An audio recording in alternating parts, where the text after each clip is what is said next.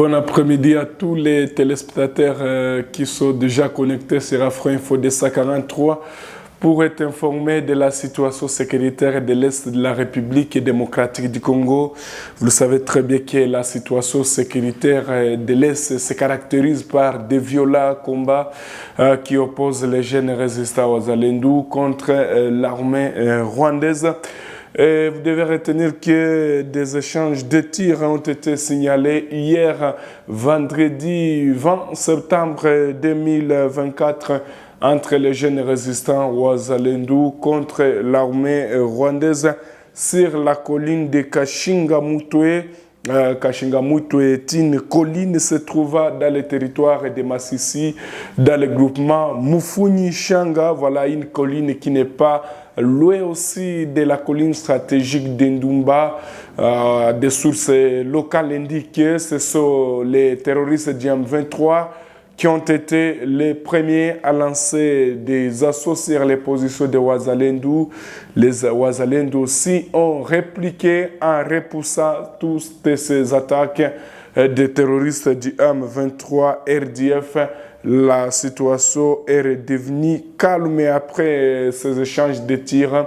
En tout cas, c'était hier, mais on nous signale que ce matin, de ce samedi 21 septembre, il y a un calme relatif qui règne sur l'axe Chacha-Boremana et sur toutes les collines comme Dumba, Kashinga, Mutwe.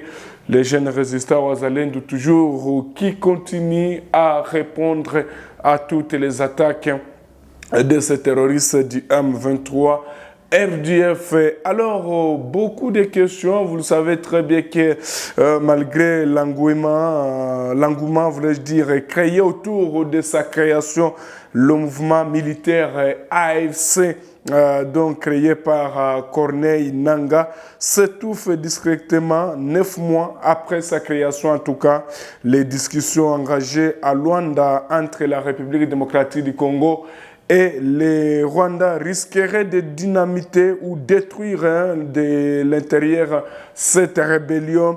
Selon les termes de référence des discussions de Luanda, les Rwandais, donc les pays de Paul Kagame, qui devraient s'engager de retirer ses forces des zones de combat. Une décision en tout cas qui risque d'isoler Corneille Nangaa et ses hommes. Vous devez retenir que en tout cas Nangaa risque gros avec ses hommes. Il s'est allié au Rwanda pour piller, pour détruire l'Est de la République démocratique du Congo. Mais il risque de se retrouver seul. En tout cas, vous le savez très bien qu'il y avait Nangaa qui est devenu rebelle et qui est parti voir son père du côté de Rwanda, Paul Kagame, où ils sont en train de déstabiliser l'Est de la République démocratique du Congo. Mais c'est des risques gros, une fois les Rwandais en tout cas, qui s'engagent de retirer ses troupes sur le sol congolais. Nangaa va se retrouver seul, il va se retrouver petit dans ses bottines. Alors, chers téléspectateurs d'Afro-Info 243, alors que sur les lignes de front, en tout cas, les résistants Wazalendou sont là, ils sont tellement très engagés, motivés, ils sont en train de lancer des messages d'espoir au peuple congolais, très souvent sur les premières lignes de front des résistants Wazalendou remercie la population congolaise pour son soutien à son armée et réitère son engagement qui vise à défendre la nation jusqu'au sacrifice suprême. Le général Kabido remercie la population du Grand Nord, du Nord Kivu, pour sa mobilisation en faveur de nos frères et sœurs qui sont sur la ligne de front pour garantir la paix et la sécurité dans des zones occupées par l'armée rwandaise. Vous devez retenir que les jeunes résistants Wazalendou sur les différentes lignes sont là et ils sont en train de progresser, chers téléspectateurs. Donc, méfiez-vous des fausses informations. Les jeunes résistants Wazalendou, les vrais Wazalendou sont là et ils sont en train de montrer de quoi ils sont capables. Alors, la question que les Congolais se posent, est-il vrai ou la MONUSCO partira au mois de décembre, comme c'était prévu le 31 décembre, donc la MONUSCO devrait quitter sur le sol congolais. En tout cas, la réponse est non. Cette réponse émane de Jean-Pierre Lacroix, secrétaire général adjoint des Nations Unies, chargé des opérations de maintien de la paix à mission officielle à Goma, capitale de la province du Nord Kivu. Jean-Pierre Lacroix, secrétaire général adjoint voilà, des Nations Unies, a réaffirmé l'engagement de l'ONU à poursuivre ses efforts pour lutter contre les groupes armés qui déstabilisent la région lors d'une conférence de presse tenue à la base de la mission de l'Organisation des Nations Unies pour la stabilisation en République démocratique du Congo. Qu'est-ce que Jean-Pierre Lacroix a dit concernant le départ de la MONUSCO? Malgré un contexte difficile marqué par la présence des groupes armés soutenus par des pays voisins, les Nations Unies continuent de protéger des centaines de civils dans les zones les plus vulnérables, a indiqué Jean-Pierre Lacroix. Il a mentionné l'importance du partenariat avec les forces armées de la RDC et d'autres acteurs internationaux qui contribuent à des interventions conjointes pour contraindre les groupes armés et maintenir une présence dans les zones reculées où l'insécurité est omniprésente.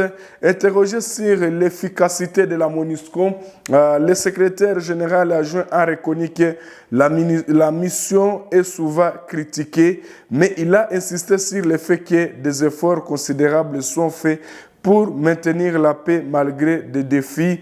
En tout cas, Jean-Pierre Lacroix qui aurait indiqué que la MONUSCO ne partira pas, que c'est une rumeur, même que ce soit le Conseil de sécurité. C'est là toujours c'est Jean-Pierre Lacroix qui a dit que donc, la MONUSCO devrait rester jusque-là.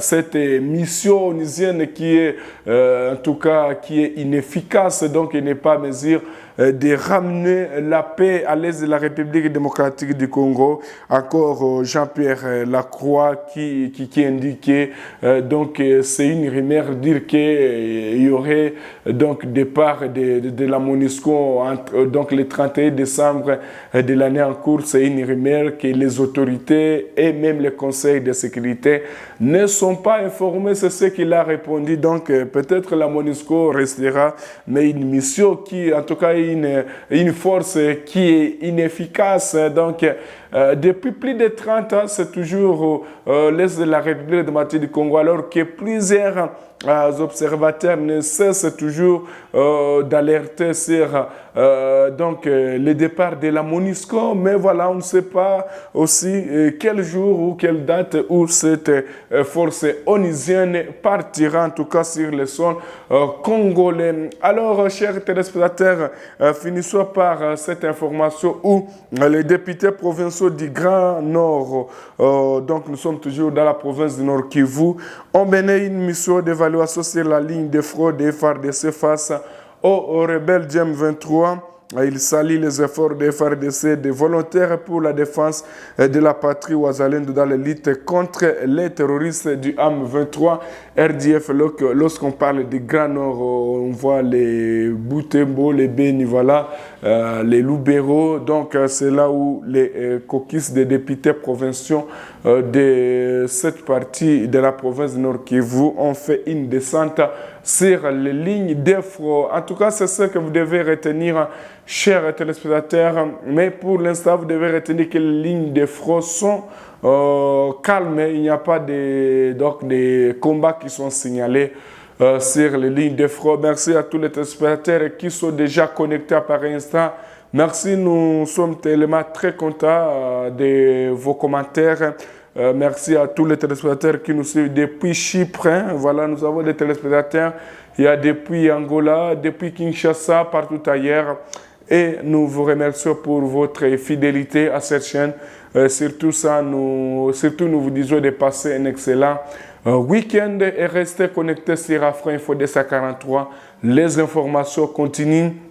Si vous êtes nouveau ou nouvelle à cette chaîne, abonnez-vous massivement, likez, partagez cette vidéo pour qu'elle atteigne un maximum de personnes. À très bientôt.